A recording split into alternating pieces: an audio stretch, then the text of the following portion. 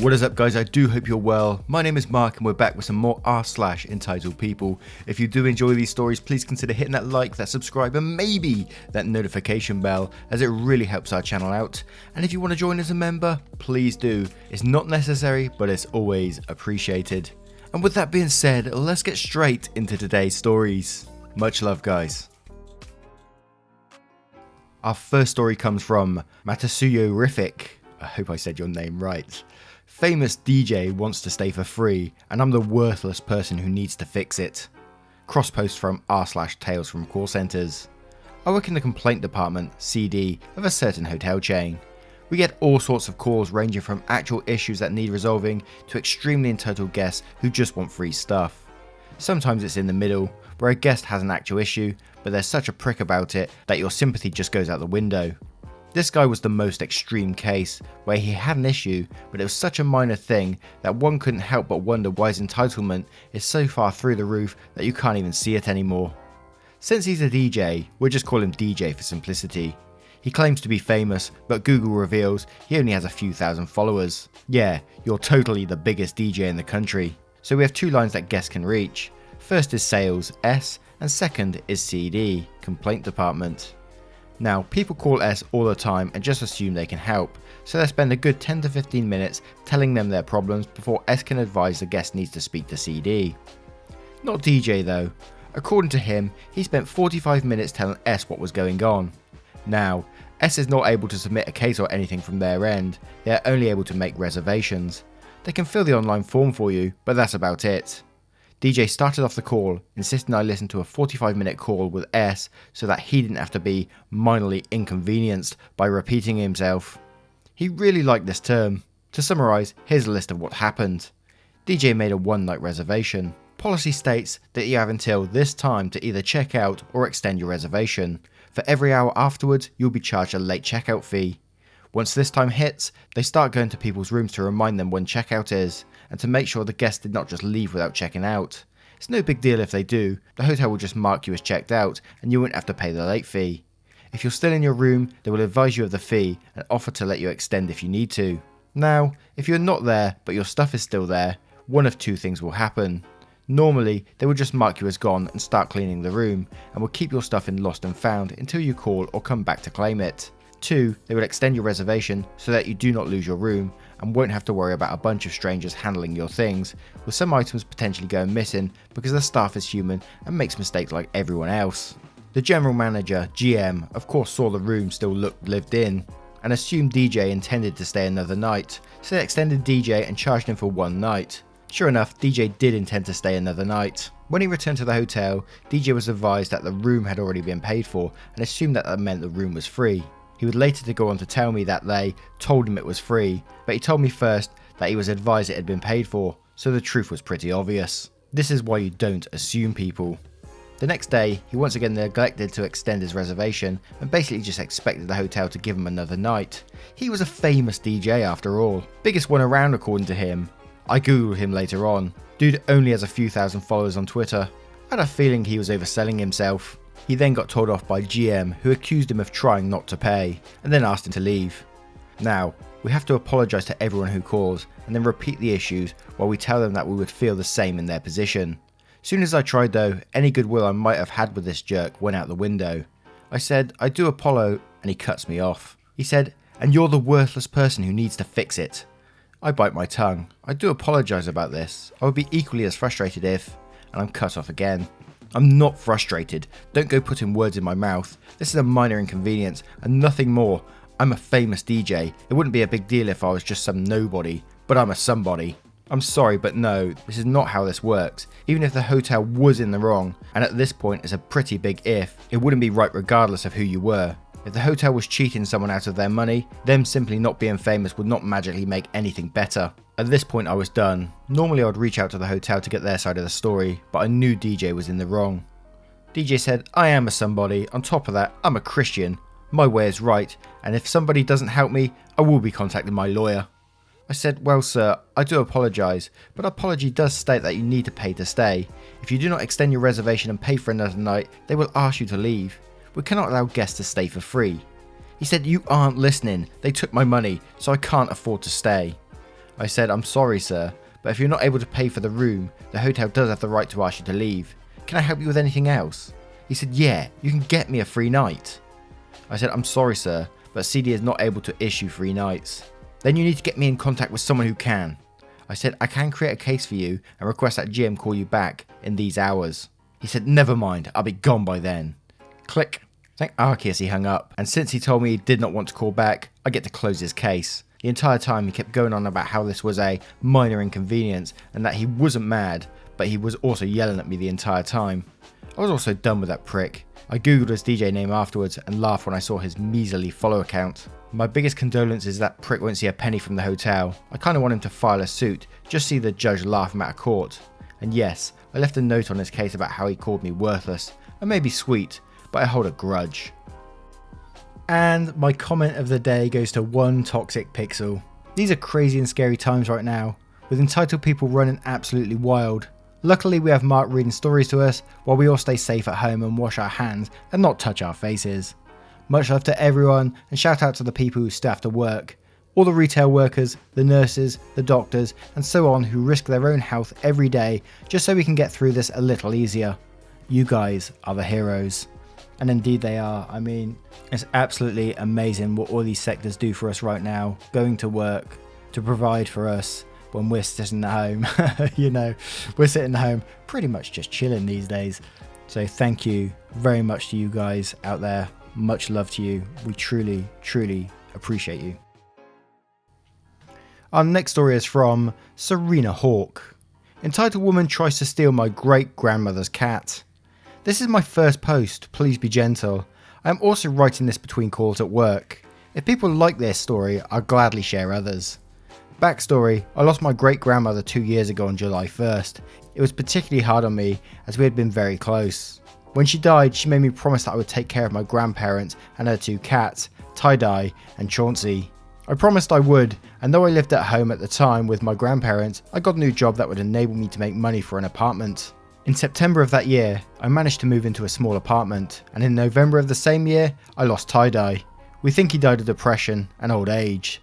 Soon after, I noticed Chauncey was much more clingy than usual and hated to be left alone. It was then I chanced on a small black Cocker Spaniel mix that I called a Razor. The two became inseparable, so much that when I put Chauncey's food out and took a Razor for a walk, Chauncey wouldn't eat until we came back. So this just made me more determined to work hard and keep both of them happy and healthy for a long time. On to the story. When I worked for this company, I met a girl I'll call EB. At first I didn't mind her, but I noticed very quickly she had a particular taste for drama. She always called me up complaining about someone on her team, her wife, etc. It was honestly very stressful, and I was trying to stay out of all that, because I just wanted to go to work, get paid, and go home. I tried to be a supportive friend, especially when she was having a rocky relationship with her wife. This would soon come to bite me in the arse. EB had a cat as well as a golden retriever. What disgusted me most about this situation was the fact she kept her cat in a cage. Now up to this point, she wasn't particularly interested in either Chauncey or a Razor until her cat died. She called me up one morning claiming that her cat was found dead in this cage. Now this cage was the size of a small bird cage where the cat pretty much had to lay in his own feces. She showed me pictures. It was no wonder the cat was found dead. To be honest, I actually think this was a blessing for the cat. She came over one night complaining again about how she and her wife were arguing, and I, being the gullible doormat I was, let her inside. Big mistake. I should have realised something was wrong when my dog Razor, who normally was all for having guests over, barked at her and wouldn't leave us alone in the room together. Chauncey had been sitting on the table during all of this, and I went back into the bedroom to grab something for EB. When I returned, I saw that EB was trying to hold Chauncey, and Chauncey wasn't having any of it. He scratched and kicked, pulling away from EB, before moving to stand on the edge of the table closer to me. I said, "What the hell are you doing, EB?" EB said, "OP, your cat really likes me. He just pulled away because you came back into the room." I knew this was BS because Chauncey isn't that type of cat. If he liked someone regardless who was in the room, he would show his affection. He still rubbed against my boyfriend, even if I was in the room. I let it go because Chauncey was fine. Following this encounter though, I started to have a spiral down with my depression. My therapist said because I never came to grips with the passing of my grandmother and pushed all my emotions down, that I was suffering for it now. I ended up in a mental hospital for 3 days because I was contemplating suicide and had the means to do it. During this time, my grandparents took care of the fur babies. When I got out of hospital, I was dealing with a lot emotionally and mentally, resulting in me being unable to return to work for a while as I needed to focus on my own mental health. EB took this time to make it all about her as much as possible. At this time, I ended up getting a new dog that helped me when I was emotionally triggered, named Una. She was a pit lab that was trained by 2 military vets and responded well to me. She also quickly learned how much of a bad influence EB was on me. She's important later. Anyway, EB called me one night and began talking about Chauncey. She said, "OP, I was wondering, it's been a while since my cat died and I miss him so much. My wife is allergic to our dog and we're actually going to give him up when we go to Vegas." I said, "Well, that sucks. You should give your dog up to a good home then." She said, "OP, I need you to focus. You really need to think about your own mental health. You ever find you can't take care of Chauncey? I'll take him for you." I was livid at this point. I would never give up Chauncey. He was my great-grandmother's. I know, OP, but I'm just saying, if something ever happens to you and you can't take care of him anymore, then I'll take him for you. I said, "Are you fucking serious? What about a Razor or Una?" "Well, I can't take them because wife is allergic. But I really like Chauncey." I said, "Not the point. Do you know Chauncey won't eat if a Razor and I aren't in the house?" She said, "Well, I think if you tried, he might actually like living with me more." I said, "Absolutely fucking not. If something happens to me, my grandparents will take care of them."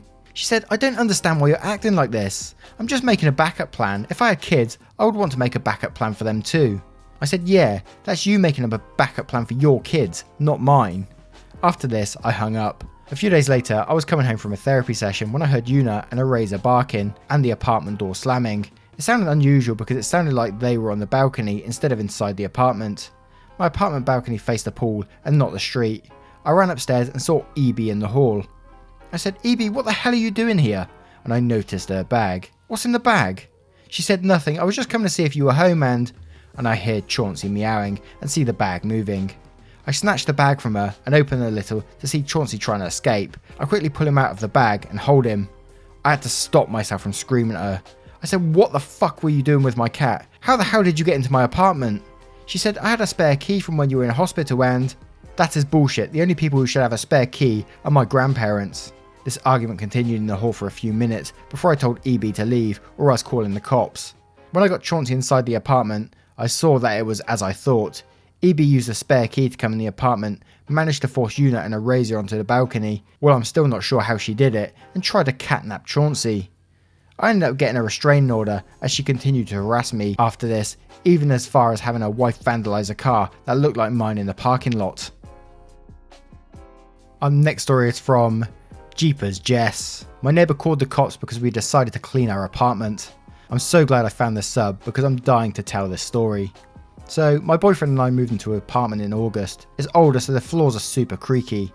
According to our lease, we're obligated to cover 90% of any room with carpet, except bathroom and kitchen, to help with the noise.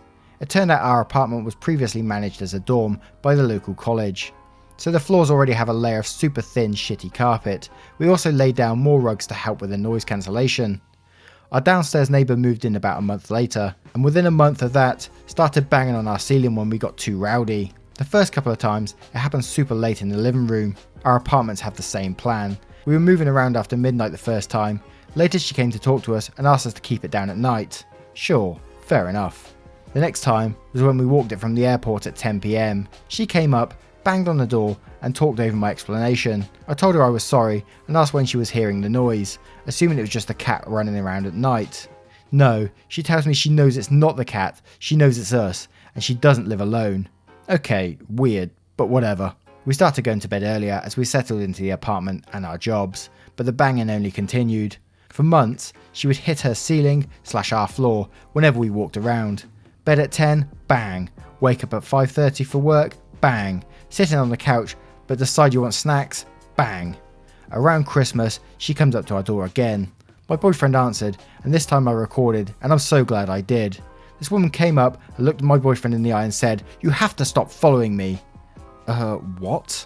I know it's not the cat or the dog or your girlfriend because I know your footsteps. I don't know how you figured it out, but you figured out how to listen to where I am and you're following me around my apartment and I'm sick of it. My boyfriend calmly responded that she sounds crazy and that we don't care about her. She again reminds us that she doesn't live alone. Her boyfriend is a small Latino man in his 60s who's very polite and has never said a word to us. Cool, she's insane, whatever. The banging continued with us stomping every time we heard it. She didn't like that, but it made it more fun. We'd already explained the situation to the landlord and the super, and they were on our side. Our town was the first in the US to be locked down under quarantine, so for the first few days, the banging gradually increased until one day this woman lost her mind. I'll admit we're early risers on the weekends. On this particular Sunday, we ended up waking up super early, but not doing much for the first few hours. We drank some coffee and sat on the couch until almost 11. At that point, we decided to get up and clean the apartment. Homegirl went apeshit. She had to be running from one end of the apartment to the other. She's banging on the ceiling so hard we're convinced she's damaging it. At one point, I hear what sounds like muffled yelling after she followed me into the bedroom. We had plans that day, so we ignored her, finished cleaning and started to leave. She must have been waiting for us to leave, because for the first time ever, she walked out the apartment right as we go to her landing. I was holding the dog while waiting for my boyfriend to come down, as she starts to descend the stairs. Of course, she decides to turn around and say something. The crazy bitch says, "Tell your boyfriend to cut it out." I said, "Cut what out? Walking? You're hitting the ceiling because of me and the dog moving, not him." She continues to spew some other dumb shit as my boyfriend gets down to me. She proceeds to stay exactly 3 steps ahead of him, slowing us all the way down the stairs. She tried to block us, going out the door at the bottom, but backed off when he just didn't stop moving. She's continuing to yell at him all the way to the parking lot. Of myself and my boyfriend, he's typically the hothead, while I'm the calm one. Amazingly, he kept his calm the whole time, calling her only a crazy lady and ignoring her as we walked past her and her car to the dumpster. As I passed her, she decided to continue talking to me, and I was just pissed not to engage. She said, "I'm serious, it's done." I said, "Okay, what do you want us to do, crawl? I already told you we have a 60-pound dog and we're all just walking around." CB, talking while I talk, so I didn't hear anything. "And you need to remember that I don't live alone." I said, "Okay bitch, neither do I. You see my boyfriend right there, so what's your point? By the way, that's the 3rd or 4th time you've said that, and that could be taken as a threat." She said, "You think it's a threat? Fine, it is." I said, "Cool, I'm calling the cops." She said, "Okay, me too." We both call the cops and they pull up. They talk to her first and then come talk to us. I don't know what she told them, but when they came to talk to us, I told them everything she said and done for the past 6 months. The officer explained that it was a civil matter, that it would have to be dealt with by the landlord, but assured us that they explained to her that it's perfectly acceptable to walk around your apartment at 11 AM on a Sunday. They also told her to not knock on our door ever again, and she's not allowed to bang on our floor over footsteps at any point. For a couple of nights she got back at us banging at 1:30 AM to wake us up. We had already reached out to our landlord again, and this time he told us he'd seen what her problem is. That's still not the last of his troubles with her though. We end up talking to the people that live below her and telling them about the banging. It turns out they've heard it this whole time and had no idea what it was. Now they know. They've also reported her to the landlord. The banging has stopped. We don't expect their lease to be renewed, and we may end up in a better apartment in the next couple of months. Damn, what a crazy bitch. And imagine that poor Latino dude that lives with her. Oh my god, that poor guy. Anyway guys, a massive thank you for being here today, and a massive thank you to the new members of our channel. It really means the world, and the amount of comments yesterday absolutely blew my mind. It was so nice to hear. It's what keeps me going with this channel. When you make comments, it really keeps me going, no lies. Thank you for being here, thanks for the time out of your day, and I will see you on the next one. Much love guys.